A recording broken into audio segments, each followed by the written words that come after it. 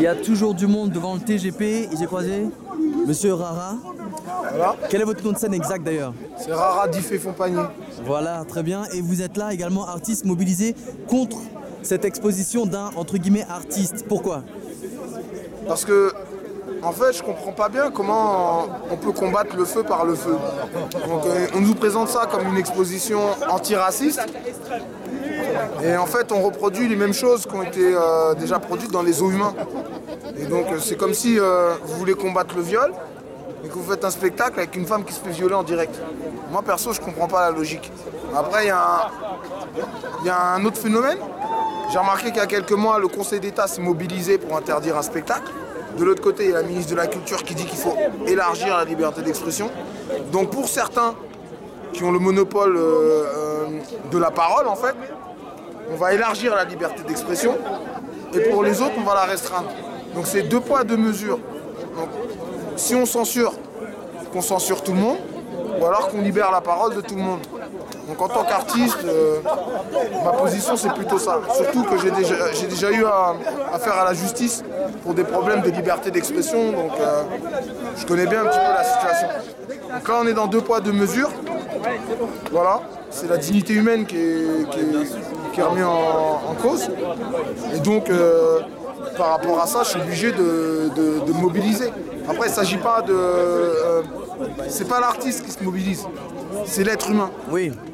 Et après, moi, je suis descendant d'esclaves, donc chacun prêche pour sa paroisse. Demain, je vais organiser, par exemple, un spectacle où je vais reproduire des fours crématoires. Peut-être qu'il y a certaines communautés et vont se manifester. Peut-être que moi-même, j'irai en prison pour ça.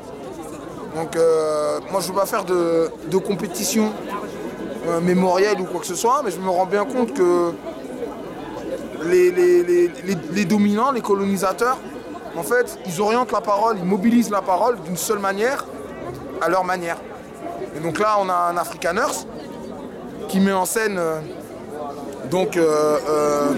des afro-descendants. Il y a même la Vénus Hottentote. Ils ont refait la Vénus Hottentote qui tourne comme ça à moitié à poil. Ensuite, on a une femme seins nus dans le lit de son viol avec une chaîne au cou. On a une autre femme qui est censée être d'origine congolaise qui porte les mains coupées. C'est en référence à une révolte. Si ça avait été un noir qui avait fait cette expo, est-ce que vous seriez là aussi ce soir? En fait, c'est même pas une question de couleur. Parce que là, il y a... C'est la façon de faire qui dérange. Non, c'est même pas ça. C'est que la culture, c'est pas forcément qu'une question de couleur. Il y a des gens qui ont la peau noire et qui se sentent pas du tout concernés par la conscience noire. Parce qu'ils ont été élevés dans un autre paradigme. Donc à la base, c'est même pas une question de couleur. C'est une question d'honneur et de respect et de dignité. Peut-être que dans 100 ans, 150 ans, on pourra se permettre de faire tout et n'importe quoi, parce qu'on aura obtenu une vraie égalité, une vraie liberté entre les hommes. Mais aujourd'hui, on vit dans un pur apartheid. Avec un passeport français, je peux voyager partout dans le monde. Mais il y a une ségrégation des passeports et des visas. C'est pas pareil pour le Malien, c'est pas pareil pour l'Haïtien, pour le Saint-Lucien, pour le Dominicain, pour... voilà.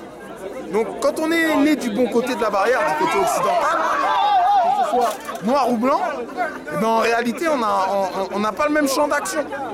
Donc dans un contexte comme ça, on ne peut pas se permettre de faire n'importe quoi. Parce qu'il n'y a même pas encore eu ne serait-ce qu'une tentative de réparation.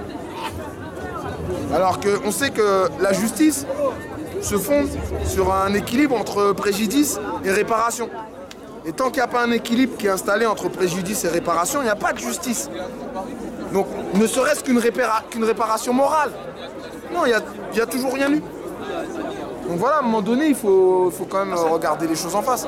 Merci beaucoup. Je pense beaucoup. que chaque personne doit se mobiliser pour ce genre de choses. Merci beaucoup. Ouais.